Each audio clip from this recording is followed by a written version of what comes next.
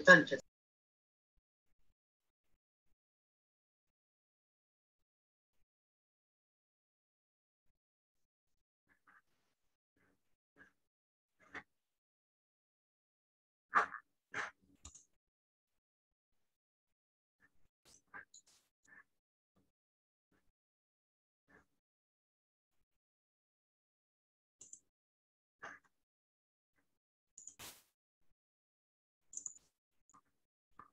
Hola. Hola. Hola, profe. Hola.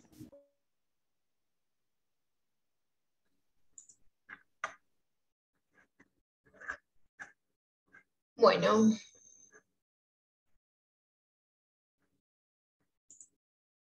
Estamos. Bueno, ¿me escuchan? Sí. Sí, Sí, se escucha, profe. Y se ve la presentación. Perfecto. Bueno, chicos, yo soy Carolina Puello. Yo soy un poquito la que organizó el curso, más o menos con mis compañeros. Yo ya soy especialista. Hice la residencia en PAMI, en Policlínico de PAMI 2. Fui jefa de residente por 2 años y bueno, ahora estoy buscando un poco de trabajo. Fue difícil armar esta clase porque intenté poner un montón de cosas que no son fáciles, digamos, de explicar y digamos, el nivel no es fácil, hasta dónde uno pretende saber y hasta dónde no, y qué es, digamos, qué es del especialista y qué no, ¿sí? Así que, nada, la idea es que por ahí me cuenten un poquito qué les parecieron las dos anteriores, porque, digamos, con esta clase determinaríamos lo que es radiología. En realidad debería dar count y senos, pero no llegué, digamos, me pareció que era mucho, y lo voy a dar más adelante, que doy una clase de resonancia. Pero bueno, a ver qué les había parecido un poco las dos clases anteriores. A mí me encantaron, pero no sé qué les parece a ustedes del Zoom.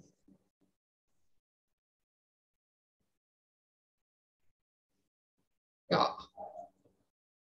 A mí me pareció que estaba bien la cantidad de temas, todo. Por lo menos yo que ya estoy más avanzado, yo estoy en quinto, ya vi todo lo que vimos hasta ahora y me sirvió de repaso, así que bien. Perfecto. ¿Y qué tendría que ser un poco más profundo? En mi caso, a mí para, digamos, general está bien. Por ahí que a mí me gustaba justo especialidad de diagnóstico por imágenes, pero por otra cosa se puede ir un poco más específico, pero para mí creo que está bien así. Ok.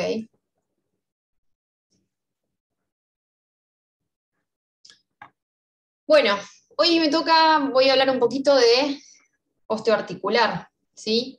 Y la verdad que es muy amplio y no sabía muy bien cómo encararlo, así que por ahí voy a ir y venir y bueno, vamos a ver qué sale de esto.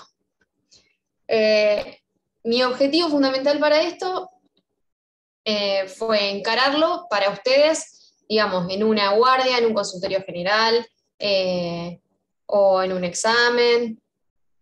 Si ven una radiografía, digamos, de una articulación o de un hueso, saber si tienen que hacer algo urgente o no, si es una patología que viene de hace mucho tiempo,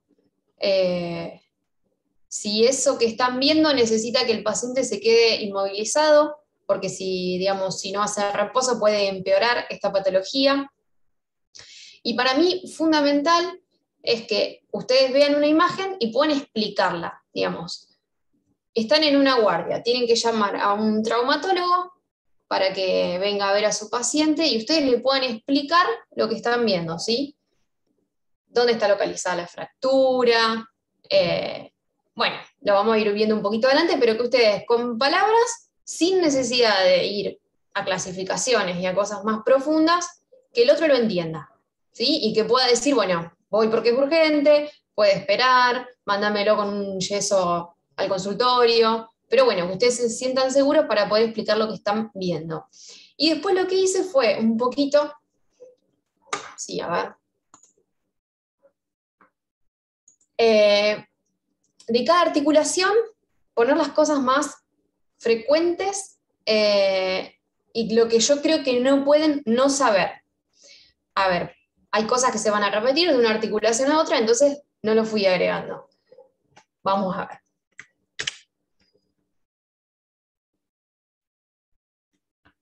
Hola.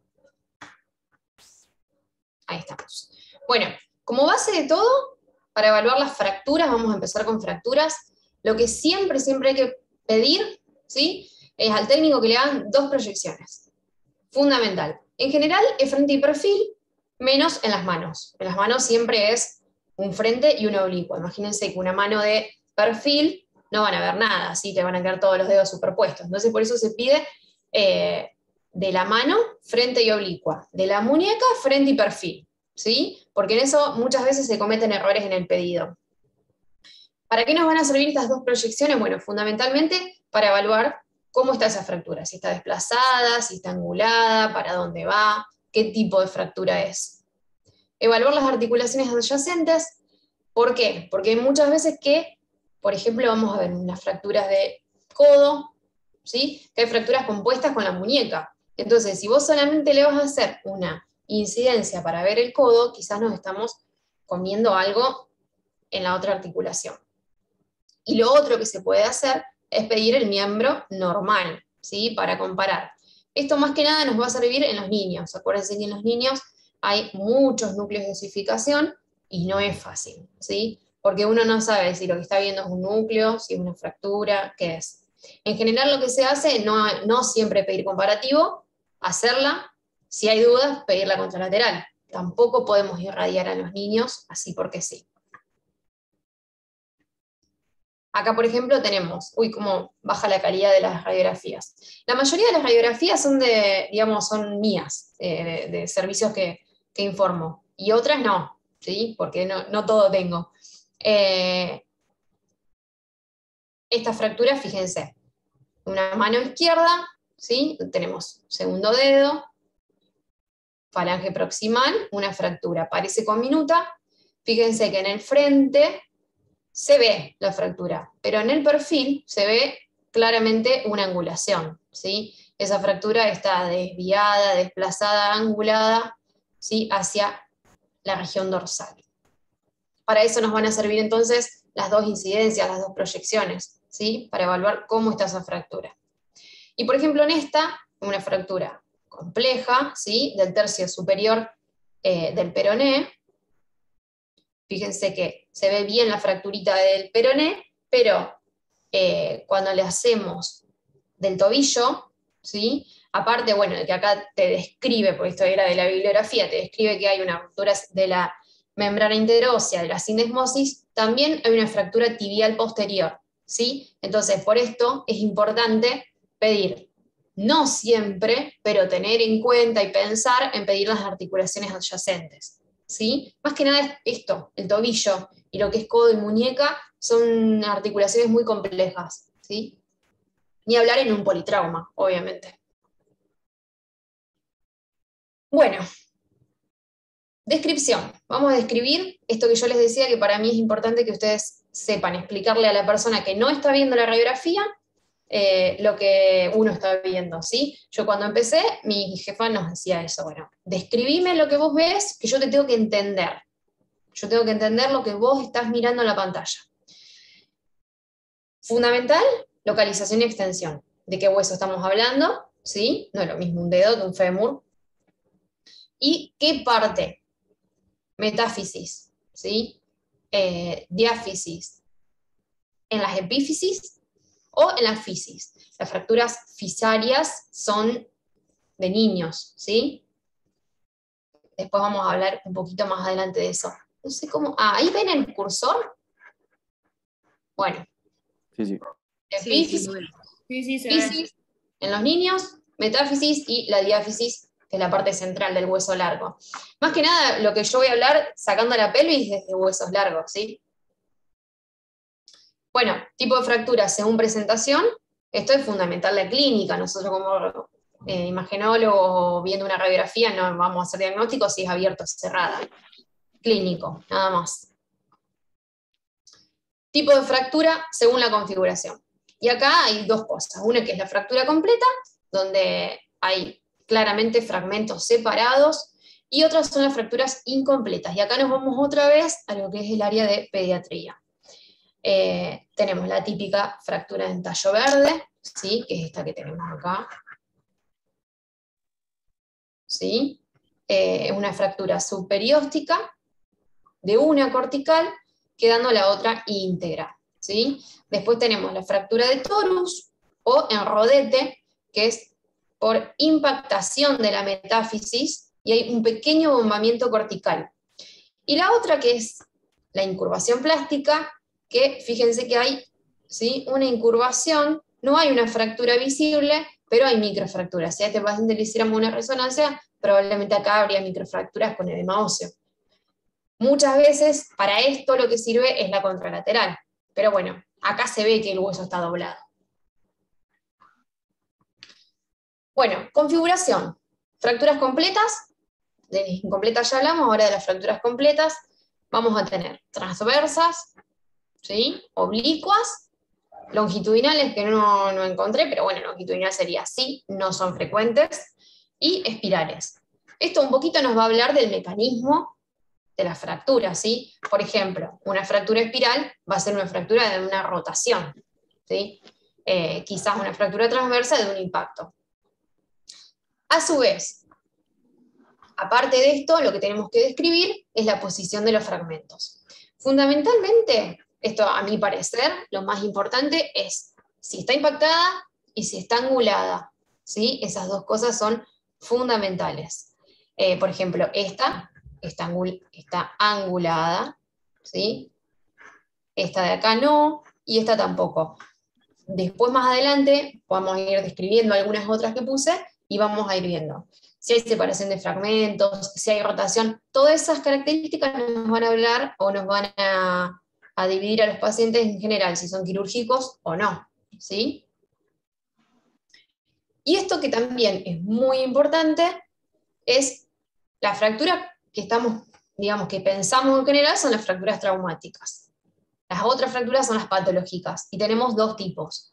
Fracturas por estrés, ¿sí?, que son fracturas que últimamente se están viendo mucho, porque se dan, por ejemplo, por fatiga en chicos jóvenes que empiezan a hacer un ejercicio o un deporte que no hacían, ¿sí? Entonces hay un trauma repetitivo sobre un hueso sano, aparece dolor y al tiempo aparece edema. Generalmente al principio no se ve una fractura en una radiografía y después más adelante sí.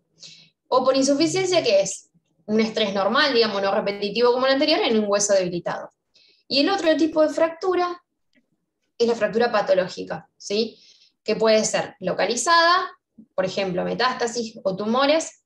Dentro de los tumores pueden ser benignos o malignos. Uno dice siempre tumor y tumor es maligno, pero no. Hay muchos tumores óseos que son benignos y que van a predisponer a una fractura. O si no, una patología generalizada, como por ejemplo la osteoporosis, que se da muy frecuentemente en mujeres de 60 años más o menos, lo que es muñeca, en columna. ¿Sí? Bueno, acá puse algunos ejemplos de fracturas patológicas. Fíjense, esta es una cadera donde hay una disminución de la densidad ósea bastante marcada. Esta es un húmero, una cabeza humeral, ahí se ve bien el trazo de fractura, y claramente esto tiene una patología de base, ¿sí? Y esta de acá, que es algo bastante común de ver, es un paciente con SEA de pulmón, ¿sí?, en donde vemos, esto obviamente es una tomografía, múltiples imágenes osteolíticas y blásticas, ¿sí? Y esta de acá, fíjense que hace como una muesquita superior e inferior. Esto es una fractura patológica, ¿sí?, vertebral. Papá. Bueno, y las fracturas por estrés, que es más o menos de lo que estaba hablando, más frecuentes en miembros inferiores, por sobrecarga, por el peso. El diagnóstico clínico en general es complicado, porque es un paciente que empezó a hacer deporte, que le duele algo, que le duele, y no sabemos muy bien por qué, ¿sí? Uno piensa por ahí en una famosa sobrecarga muscular o lesiones tendinosas. La radiografía inicial es normal, ¿sí? Y bueno, después quizás en algún tiempo terminamos haciendo una resonancia y nos encontramos con esa fractura por estrés. Y en general tienen una localización y una disposición típica, ¿sí? Por ejemplo, esta que puse acá, fíjense que tiene una radiografía normal, pero esta es una resonancia, ¿sí? Esto es un T1, esto es un T2, ya lo van a ver más adelante, y esto es de Maussio, ¿sí? Acá hay una fractura por estrés. Me tomo un mate.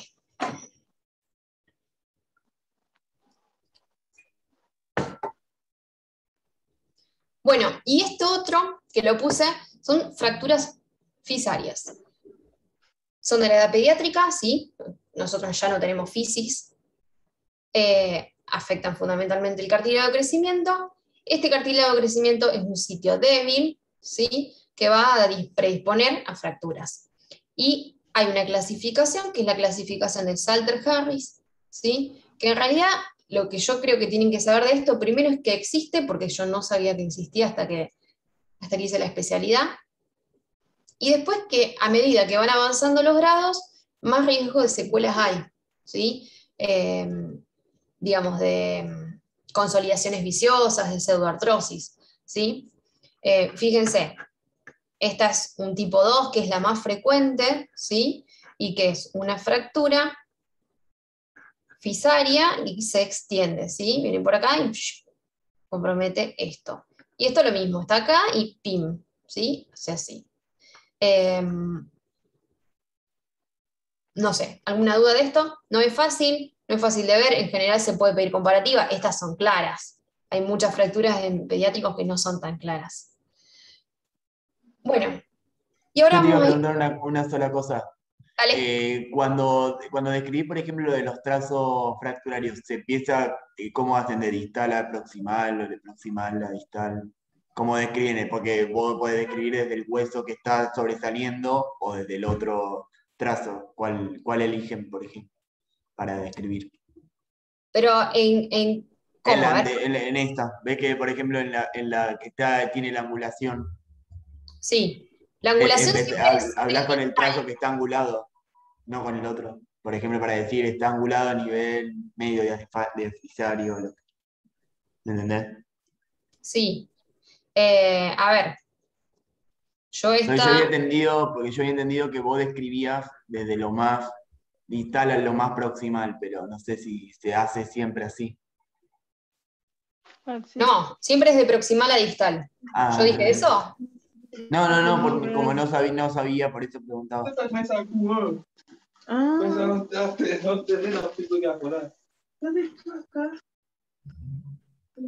Yo no entiendo nada, supongo que no es para mí eso.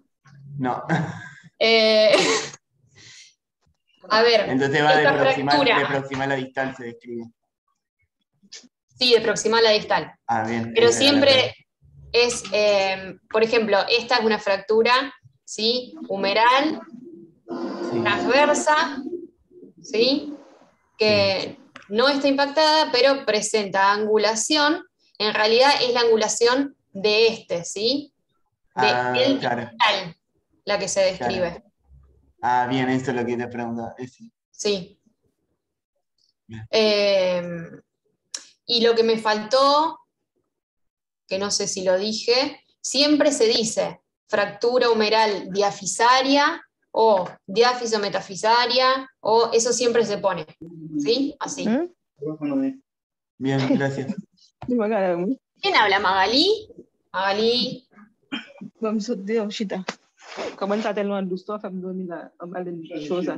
Pero no habla en español esa chica. Bueno, sigo. Es de Brasil, por eso.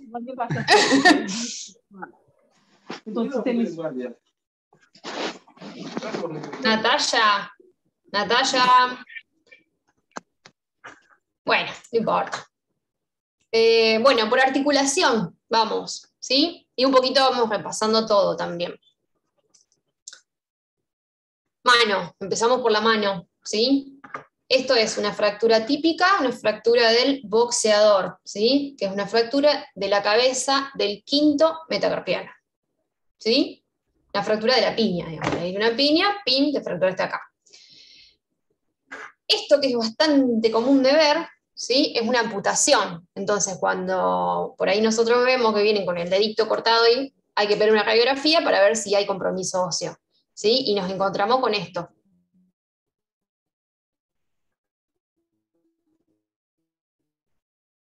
Vamos, nada.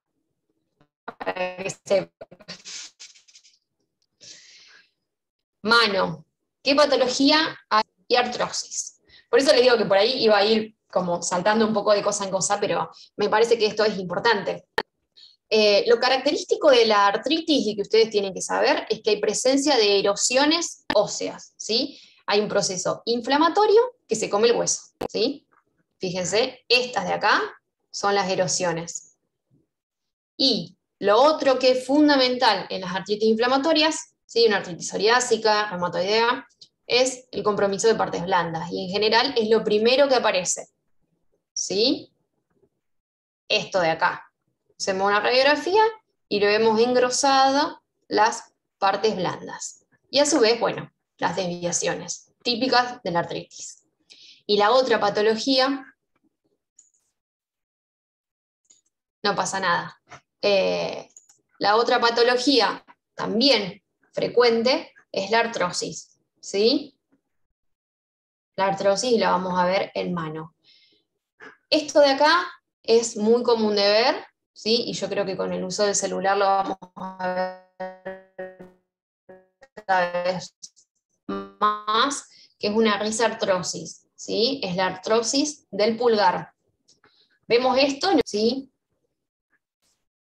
¿Qué caracteriza la artrosis en la mano y en todas las articulaciones? Fundamental, la disminución del espacio articular, ¿sí? Hay disminución del espacio articular, hay esclerosis, geodas y osteofitos, ¿sí? Fíjense acá, disminución del espacio. A ver, por ahí en estas me resulta un poquito más fácil. Hay disminución del espacio, ¿sí? Acá. Estas puntas que vemos acá son los famosos osteofitos, ¿sí? Las geodas son estas, ¿sí? Son quistes, que no siempre se ven, pero son degenerativos. La artrosis es degenerativa, ¿sí? Bueno, y otra cosa característica es lo que afecta. Ya dijimos que afecta el pulgar en la mano y después que afecta las interfalángicas distales y medias, ¿sí? Entonces, la artritis es inflamatoria y hay erosión ósea. La artrosis es degenerativa y hay disminución del espacio, esclerosis, geodas y osteofitos. Eso es fundamental. Una pregunta, ¿qué es yoga? Ahí, geodas, ¿qué sería eso? ¿Es como un Las nódulo que es? geodas son los quistes. Ah, mira, Es gracias, este de acá, un quiste. gracias. Perfecto. Bueno, muñeca. No, está bien. La muñeca, lo más frecuente, la fractura de Coles, ¿sí? Que es la fractura típica que les decía de las mujeres de mediana edad, un poquito más, 50, 60, menopáusicas. Esto me gustó, no es muy formal ponerlo porque fíjense que es de un Instagram, pero me pareció que estaba bueno. Esto es un frente, ¿sí? Vemos que hay una fractura de radio distal. Acá la vemos, ¿sí? Que parece impactada. Ahora, con esta imagen sola no podemos decir si es una fractura de Coles o es de Smith. Por eso yo les hacía hincapié en hacer siempre el perfil, ¿sí? Entonces, en este cuadrito que está muy bueno, tienen el mecanismo, ¿sí? Cómo doblan la mano para que se haga cada una de las fracturas y el tipo de deformidad con el perfil. Yo agregué esta de acá abajo, que es una fractura de Coles, porque me pareció que esta no era tan clara. Digamos, estaba bueno el cuadro, pero no era tan clara la fractura. Es el dorso en tenedor, ¿sí? Digamos, no estoy fracturada, pero queda la montañita. En cambio, la de Smith es completamente al revés, ¿sí?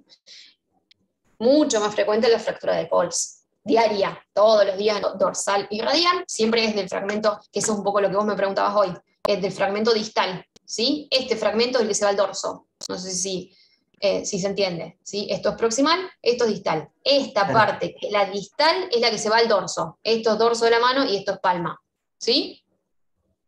Eso es lo que define la fractura. Bueno, y es la caída con dorsiflexión de la mano. ¿Estamos? Bueno, codo. Sí, codo. Fractura supracondilia. Mucho más frecuente en pediatría, ¿sí? Es la fractura de codo más frecuente en pediatría, supracondilia. Yo no me puse a decirles las clasificaciones de toda la fractura de cada cosa, solamente de algunas puntuales. Pero bueno, en codo hay algo que es muy importante que ustedes conozcan, que son las almohadillas grasas, ¿sí? Tenemos, esto es normal y esto es normal. La almohadilla grasa anterior, ¿sí? Es normal, va a estar presente, la posterior no. Esta es la posterior, ¿sí? ¿Cuándo va a aparecer la posterior? O se va a desplazar la anterior, que es el signo de la vela, cuando haya líquido articular que me desplaza estas almohadillas grasas, es grasa, ¿sí? Que en la placa se ve más radiolúcida, ¿sí? Que es esto de acá. Esto es grasa, si se desplaza, es patológico. Si aparece la posterior, que normalmente no está, también es patológico. Entonces, hay veces que nosotros lo que vemos es la presencia de la almohadilla posterior. No vemos la fractura, pero tenemos que saber que está, ¿sí? Que si hay una almohadilla de grasa posterior, haya una fractura, ¿sí? Avisen si se corta porque hoy me andaba un poquito mal internet. Bueno, y después, otra cosa frecuente es la luxofractura posterior de codo, ¿sí? Que esto obviamente que se va a dar más en adultos, y se va a asociar a la fractura de la cabeza radial, ¿sí? Esto es cabeza radial, de acá. Radio, cúbito con el olecranon, húmero, ¿sí? Eso, libro voy a estudiar. Yo después, al final de todo, les puse 2 libros que son viejos y que para mí están muy buenos y tienen imágenes lógicas y describe cada cosa como es. Yo sé que hay mucho en internet ahora de eso, pero están buenas y si quieren yo se las puedo compartir. Bueno, hombro. El hombro es mundo, ¿sí? ¿Qué es lo más frecuente en el hombro? La patología del manguito rotador, ¿sí? Esto de acá, que les puse, es un hombro normal, ¿sí? Esto que les puse acá sobra esta imagen, ¿sí? Es mi imagen, es una calcificación. ¿Estamos? Si ustedes ven esta imagen más chiquita, en general esta es bastante grosera, en una radiografía de hombro, ¿sí? Lo que vamos a pensar es una calcificación de alguno de los tendones que componen el manguito rotador. Este, por su localización, va a ser el supraespinoso, ¿sí? El manguito rotador está formado por 4 tendones, ¿sí? Que lo que hacen es sostener y mover la cabeza humeral, ¿sí? Y en general, por las mujeres que empiezan con dolor nocturno, que no se pueden peinar, que no se pueden abrochar el corpiño, bueno, vamos a pensar en una patología del manguito rotador, más frecuentemente del supraespinoso. ¿Sí? Los 4 son subescapular, supraespinoso, infraespinoso y redondo menor. Por este lugarcito de acá, ¿sí? Insertarse acá está el supraespinoso. ¿Estamos? Entonces, esta calcificación nos va a hacer pensar en una patología del supraespinoso, ¿sí? Y a su vez, que este espacio de acá, que es el subacromial, esté disminuido, también. A ver, ¿qué nos tiene que quedar? Aparte de que si vemos esto, pensamos en el manguito, que hay que ver una ecografía, ¿sí? La ecografía es básica para lo que es patología del manguito rotador hoy en día, ¿sí? Ya estamos, ¿no? Sí. Bueno. Luxación glenohumeral, ¿sí? Otra cosa, que es una patología que se ve, ¿sí? ¿Podrías Y volver a que, repetir los tendones del manguito rotador, por favor? ¿cuáles son? Sí, lo que se veían en la foto, si podés volver a poner la foto. En la foto no se ve ninguno.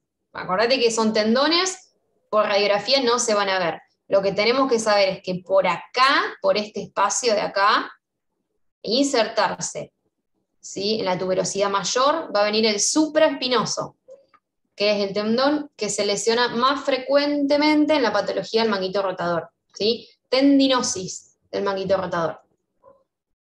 Los otros son subescapular, supra, infraespinoso y redondo menor. Esos son los 4 que forman el manguito rotador, ¿sí?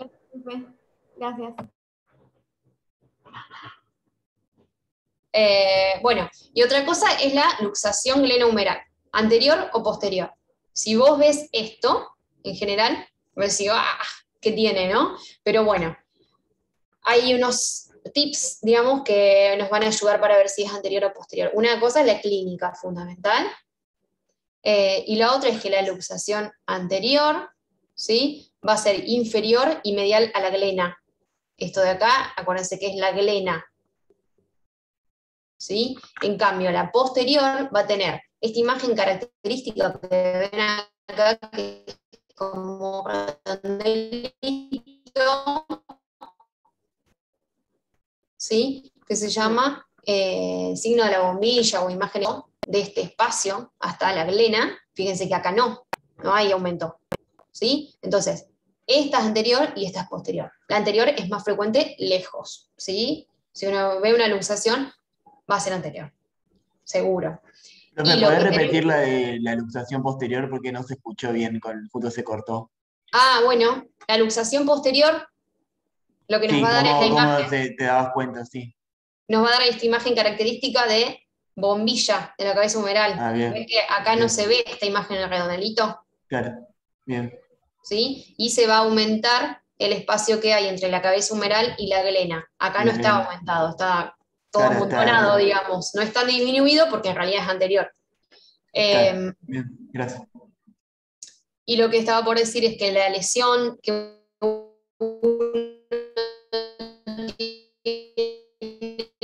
digamos, que pensar en la luxación anterior, más se da en la luxación anterior, es la lesión de, ¿sí? Es esta muesca que hay acá en la cabeza humeral.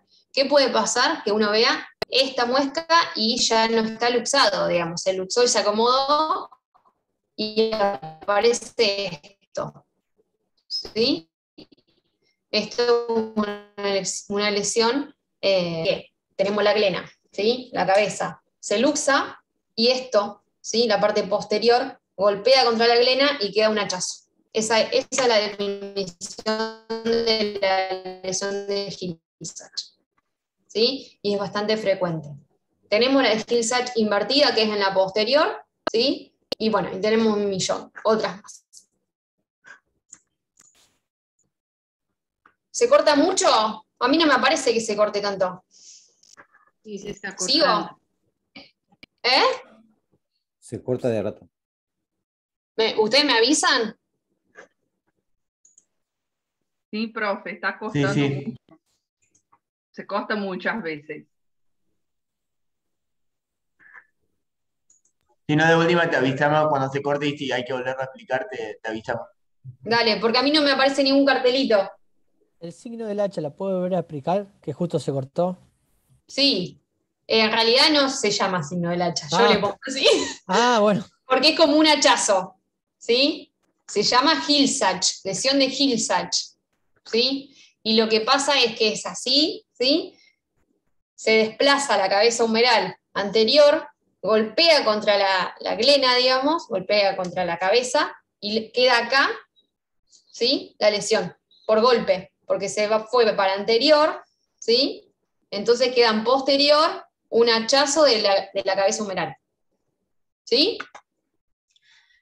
Profe, y una pregunta.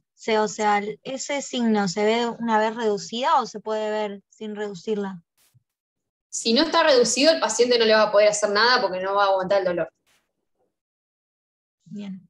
O lo hizo el traumatólogo, o bueno, muchas veces los pacientes van y vienen las luxaciones, y por eso te decía que por ahí ya se volvió a su lugar y nos encontramos con esa lesión.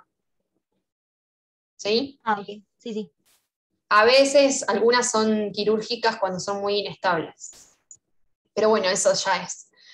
Bueno, y la otra luxación frecuente, que cuando yo estaba como ustedes me las confundía mucho, es la luxación acromioclavicular, ¿sí? La otra es glenohumeral, esta es acromioclavicular. Acá les puse, que me pareció que esto estaba bueno. Clavícula, acromion, y hay ligamentos, ahí, como en todo el cuerpo, hay un montón de ligamentos. Pero tenemos básicamente los acromioclaviculares y los coracoclaviculares, ¿sí? Fíjense que acá hay un aumento del espacio, en realidad hay un aumento de este espacio, pero lo que nos va a definir es que hay un aumento de este espacio, ¿sí? Porque esto es acromioclavicular y esto es la coraco, ¿sí? La coracoides. Este espacio va a estar aumentado. Hay distintos estadios. Acá yo puse esta clasificación porque hay varias, pero que me pareció importante de esta, ¿por qué? El grado 1 va a haber distensión, ¿sí?, de los ligamentos acromioclaviculares, pero no va a haber aumento del espacio ni van a estar lesionados. Entonces, la radiografía va a ser normal, ¿sí? Solamente lo vamos a ver por resonancia. Ya en el grado 2 y 3, en el grado 2, fíjense que acá está dibujadito, están rotos los acromioclaviculares, y en el grado 3 los coracoclaviculares. En este sí vamos a ver aumento de este espacio y en la radiografía lo vamos a poder ver, ¿sí? Muchas veces son lesiones crónicas. Es el signo de la tecla, si mal no recuerdo, porque el de la charretera me parece que era el de la fractura. Y quedan así. El de la tecla era el coso, porque el de la charretera te desplazaba para afuera. Bueno, miembro superior ya estamos. ¿Dudas? Ahí quedan un millón de cosas pendientes, pero bueno, más o menos como para ver un poquito de todo, ¿sí? Y ahora vamos con miembro inferior, pie, que es lo más frecuente que podemos ver en un pie diabético, ¿sí? O úlceras. ¿Ahí se corta? No, se escucha bien. Ahí ¿No? está bien todavía. Ahí está bien. Bueno, lesión, la vemos, ¿sí? Pedimos una radiografía y que vemos una erosión, ¿sí?, del primer dedo, de la primer falange del primer dedo. Ahí se ve, lo ven claramente. A veces lo que podemos ver es engrosamiento de las partes blandas y aire, ¿sí? Y más en pacientes diabéticos. Pero bueno, este compromiso, esto es una osteomielitis, ¿sí? Y acá también, acá fíjense, justo se ve presencia de aire, ¿sí? Y lesiones osteolíticas que comprometen el quinto dedo, ¿sí? No sé qué dice, pero bueno. Y esto de acá parecería que son burbujitas aéreas. Esto es otra patología de los pacientes diabéticos, que es una artropatía de Charcot, ¿sí? Que hay una destrucción total de la articulación tibio-estragalina. Y se ve esto, ¿sí? Esto es común de ver, las dos cosas en los pacientes diabéticos. Estos pies están divinos, pero a veces vemos amputaciones, ¿sí? Y a su vez más lesiones, ¿sí? Nuestro trabajo como especialistas en diagnóstico en general es decirles si hay o no compromiso óseo. Bueno, este es un mundo tremendo, tobillo, ¿sí? ¿Qué les voy a destacar de tobillo? Fracturas de tobillo que las vamos a dividir, ¿sí? Suprasindesmales, transsindesmales o infra, ¿sí? ¿Eso para qué? Pero para hablarle al colega lo que tenemos enfrente, que era lo que yo les decía un poquito. Más que para eso no, el tobillo realmente es muy complejo. Fíjense que les puse esta clasificación acá abajo, para que vean, según el mecanismo, ¿sí? La cantidad de ligamentos que tenemos, y cada ligamento está formado por 3 o 4 haces distintos, y en general se dan luxofracturas, ¿sí? No es que está la fractura y nada más. Por el mecanismo, se dobló el pie y se fracturó y seguro se rompió algo más, ¿sí? En general son pacientes que van a ir, yo te diría que con una ecografía no resolves nada, terminan en una resonancia. ¿Estamos? Pero bueno, esto es fundamental para ver si hay o no compromiso de la membrana interósea. ¿Estamos? Esta es, ¿quién sabe qué es esto? Esta fue una fractura, yo soy cero futbolera, pero esta es una fractura de Tevez, que le hizo a un jugador de argentino, creo. Fíjense. Doblado completamente. Estas fracturas, que en general se dan de tibia y peroné artistas, ¿sí? Se dan así, complejas, ¿sí? De ambos huesos, ¿sí? Desplazadas, anguladas y expuestas, ¿sí? Rodilla. Bueno, uy, se me pasó. Estas rodillas son horribles, ¿sí? ¿Qué tienen estas rodillas? Artrosis. Estas son comunes en PAMI, de donde vengo yo. Y acá lo que vamos a tener es lo que yo les hablaba antes y les explicaba. A ver, disminución del espacio. Fíjense, este espacio y este cómo está. Este está pinzado directamente acá. Probablemente ni siquiera yo ya tenga meniscos, ¿sí? Están tocando una articulación con la otra. Esto no está bien. Entonces también va a haber esclerosis, ¿sí? De las articulaciones, de las superficies articulares. Geodas, que acá no hay, pero bueno, yo se las pongo para machacar y para que recuerden que los quistes subcondrales son de la artrosis, y osteofitos. Estas cosas que ustedes ven acá, gigantes, todo esto, son osteofitos. ¿Y qué más? Nada más, ¿sí? Recuerden eso, que en la rodilla es muy, muy frecuente la artrosis. ¿Qué tenemos acá? Bueno, hacemos una radiografía frente y perfil y nos encontramos con esto. Esto acá y esto acá, ¿sí? Fíjense que hay un nivel acá. Nosotros no vemos, acá se ve clara, pero puede no verse, una fractura, y si vemos el nivel, lo que estamos viendo es el nivel grasa líquido. Esa grasa, ¿sí? Es de la médula ósea. Hay una fractura, se escapó un poquito de grasa, y eso es lo que nos va a hacer el nivel en la articulación. Entonces, es casi, les diría, patognomónico la lipomartrosis, porque esto va a ser sangre de una fractura. Y una fractura frecuente que nos pasamos por alto es la fractura oculta de platillos tibiales, ¿sí? Esta no es nada oculta, esta se ve claramente, pero fíjense esta, la de abajo. En la radiografía no hay nada, y cuando le hacemos la resonancia, vemos el edema óseo, ¿sí? Eso es una fractura. Entonces acuérdense que otro, no es un signo, pero la presencia de lipohemartrosis en cualquier articulación nos va a hablar de una fractura, ¿sí? Bueno, y esto es otra cosa que está buena, que es la fractura de rótula versus la rótula bipartita, ¿sí? La rótula bipartita no es patológica, que es un núcleo que no se fusionó y quedó ahí. ¿Y qué es lo que nos va a ayudar a diferenciarlo? Bueno, los bordes, ¿sí? Que va a tener bordes escleróticos, que está siempre en el mismo lugar, ¿sí? Cráneo lateral, arriba y afuera. Al lado del peroné, la clara, ahí por las dudas. Generalmente es bilateral, ¿sí? Bueno, y los márgenes. En cambio, la de arriba, fíjense que claramente es un trazo de fractura de rótula, ¿sí? Esa está desplazada, está retraída. Acuérdense que a nivel de la rótula se va a insertar por encima, ¿sí? El tendón del cuadricipital y por abajo el tendón rotuliano. Esto, como hay dos tendones que son muy, muy fuertes, esos tendones, hay una fractura, tironean, ¿sí? Por eso se desplaza la fractura de rótula. Bueno, y esto de todos los días. Una fractura de cadera. Esta es una de las que les puse, permiso, ¿no? Les puse la clasificación porque nos va a decir qué tipo de cirugía se hace, ¿sí? si es una prótesis total o se puede poner un clavo endomedular. Las intracapsulares, a su vez, pueden complicarse un poquito más y hacer una necrosis de la cabeza femoral por la vascularización.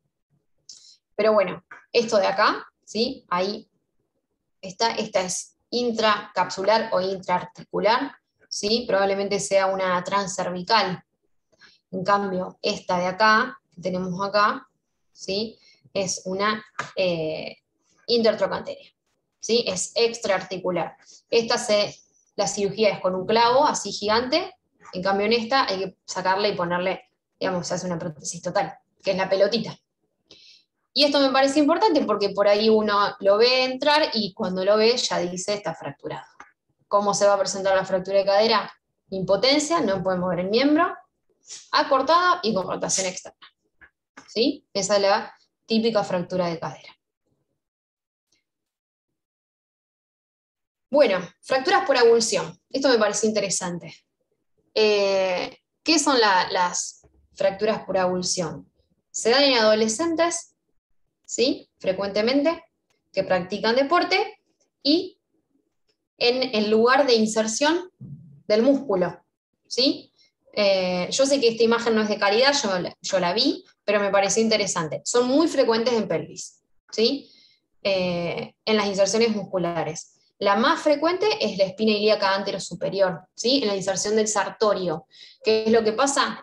Hay una contracción violenta, generalmente en un paciente adolescente. ¿Por qué? Porque todavía no está bien fusionado, ¿sí? Y la unión es más débil. Entonces, esa contracción lo que hace es tira y arranca un pedacito, y pasa esto, ¿sí? De acá.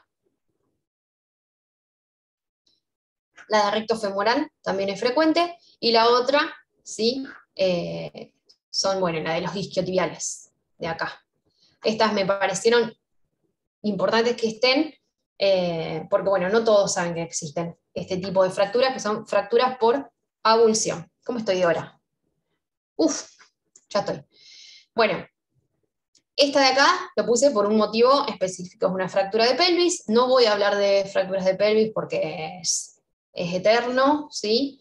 Lo que me parece que les tienen que quedar es que cuando ustedes ven esto, estén donde estén, le tienen que pedir una tomografía, ¿sí? Porque en general son inestables y en general hay compromiso de órganos pelvianos. Fíjense, esta es una radiografía donde se ve separación del pubis, ¿sí? Le hacemos una tomografía que se ve acá una fractura del alerón sacro. Probablemente por esta separación haya una fractura del contralateral también, que no la puse en esta imagen. ¿Y qué es lo más importante? Fíjense la presencia de aire. Esto que está acá chiquitito, que se ve acá, es la vejiga, con una sondita. Y este aire sale de la vejiga. Esto es una fractura de pelvis, ¿sí? Una fractura del alerón sacro en realidad, no de pelvis, con lesión de vejiga, ¿sí? Entonces lo que les tiene que quedar es que cuando ustedes ven una fractura de pelvis así, de este tipo, hay que hacerle una toma, ¿sí? Columna. Bueno, esto es una columna lumbar normal. Puse cosas, no todo, obviamente. Una columna lumbar normal. ¿Qué tenemos que evaluar y qué les tiene que quedar a ustedes como importante? ¿Sí?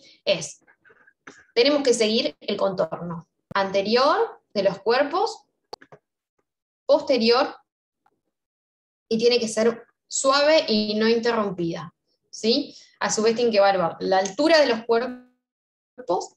No sé si saben cuánto mide un cuerpo vertebral, pero no se lo van a olvidar más. El cuerpo vertebral tiene que medir más que este y menos que este, ¿sí? No hay una medida, es así. Entonces, este cuerpo, siempre un cuerpo mide más que el de arriba y menos que el de abajo, ¿sí? A su vez, tienen que mantener la misma altura anterior que posterior, ¿sí? Esto va a ser ligeramente cóncavo, ¿sí? Eso es fundamental, ahora les voy a mostrar por qué. Y la otra cosa que tenemos que evaluar son las columnas de Dennis, que hay 3 columnas: anterior, ¿sí? Que está formada por el ligamento longitudinal anterior, vertebral común anterior y parte del cuerpo, ¿sí? La media y la posterior.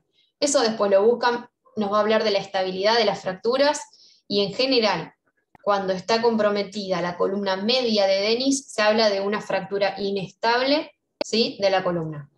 Estos ítems son para todas las columnas, no solamente lumbar, ¿sí? ¿Qué vemos en las imágenes del medio, en estas de acá? Disminución de la altura del cuerpo, ¿sí? Esto es una fractura clara. ¿Qué tenemos que evaluar? Fundamental, es el compromiso del muro posterior, ¿sí? Fíjense lo que decía antes, vamos siguiendo todo el borde anterior, ¡pim!, acá aparece algo, ¿sí? Y en el posterior nos pasa lo mismo. Este paciente no va a quedar solamente con ese estudio, ¿sí? Se va a hacer otro tipo de estudio también. Lo mismo, ¿sí? Fíjense, la anterior y la pared anterior y posterior del cuerpo vertebral tienen que medir lo mismo, no miden lo mismo, claramente. Y este cuerpo y este cuerpo, fíjense la diferencia, ¿eh? Estas fracturas a veces son comunes también a nivel dorsal. Y muchas veces son, como habíamos hablado antes, aparecen en una vértebra patológica, que puede ser osteoporótica o por lesiones, por ejemplo, de metástasis, ¿sí? Tanto próstata como pulmón o mama son las más frecuentes. Bueno, esto en un perfil, ¿sí? Perfil de columna que evaluar, hay muchas más cosas para evaluar, ahora voy a explicar algunas cositas más, pero esto en un frente, ¿sí? Esta es una columna bastante derechita, les diría, ¿sí? Y esta de acá, no, ¿sí? Esto es una escoliosis. ¿Y qué es lo que tenemos que saber de la escoliosis? Que en general se da con rotación de cuerpos. Fíjense que nosotros seguimos estas imagencitas de acá, que son los pedículos, deberían estar siempre al mismo espacio, ¿sí? En cambio, si la seguimos acá, acá lo vemos, y se va cada vez más al medio. Esto nos está hablando de un componente rotacional y de una escoliosis más estructurada, ¿sí? ¿Qué tenemos que evaluar? Para hablar de escoliosis tiene que haber un ángulo mayor a 10 grados, y ese ángulo lo vamos a sacar a través del ángulo de Cobb, ¿sí? Me parece que no llego a explicarlo. Pero bueno, acá les queda las vértebras, ¿sí? Vamos a trazar una línea, así, otra así, y este ángulo que se va a formar, no lo puedo crear, pero bueno, sería este ángulo de acá, lo calculamos, y si es mayor a 10, estamos hablando de una escoliosis. Muchas veces lo que nosotros usamos en los informes es hablar de desviaciones del eje, ¿sí? No de escoliosis, porque uno no sabe por qué puede haber una desviación del eje y un dolor lumbar, ¿sí? Un dolor abdominal, entonces no siempre usamos. Si hay rotación de cuerpo, sí, es escoliosis seguro, ¿sí? Pero si no, si esa rotación de cuerpos vertebrales no es tan clara, podemos hablar de una desviación del eje.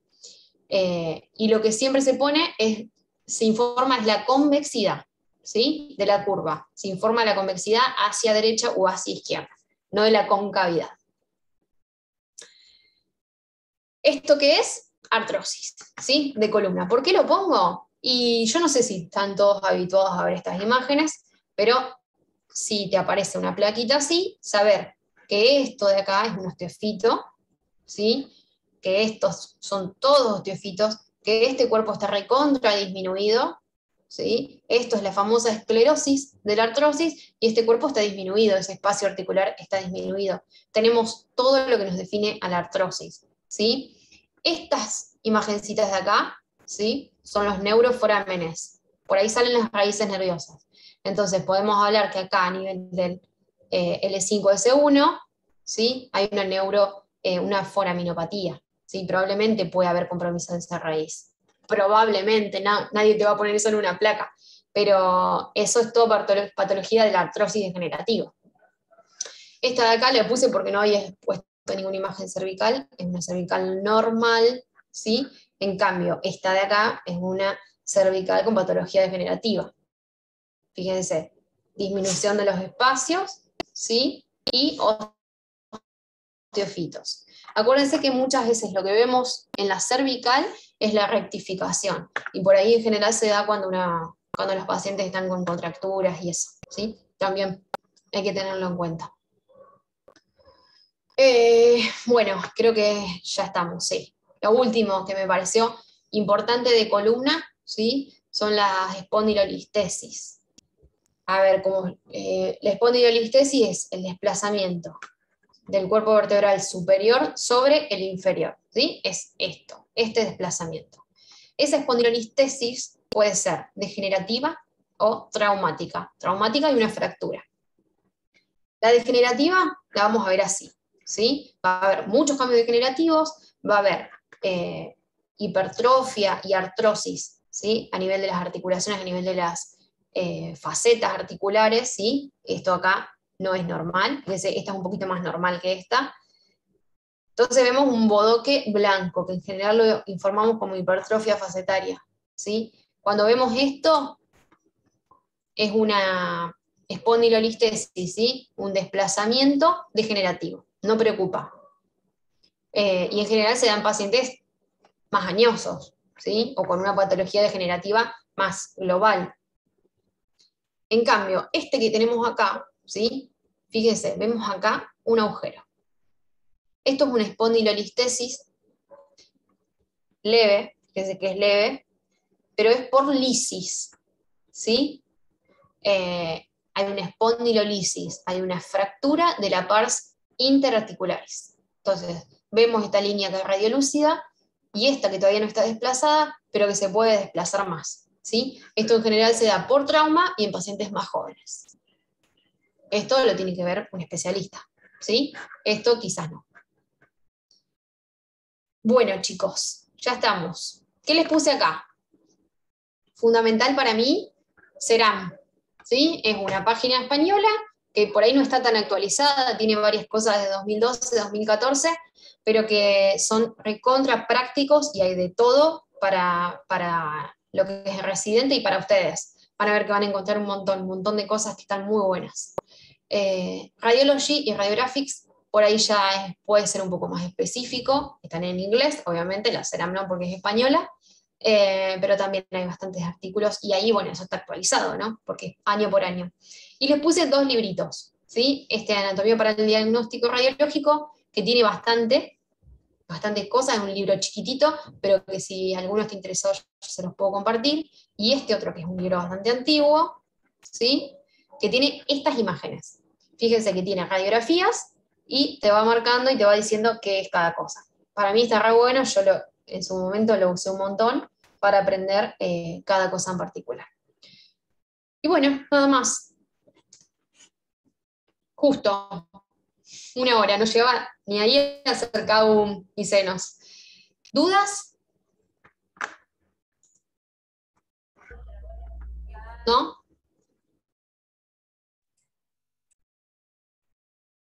No, se entendió. ¿Se entendió? ¿Fue mucho lío? No, No.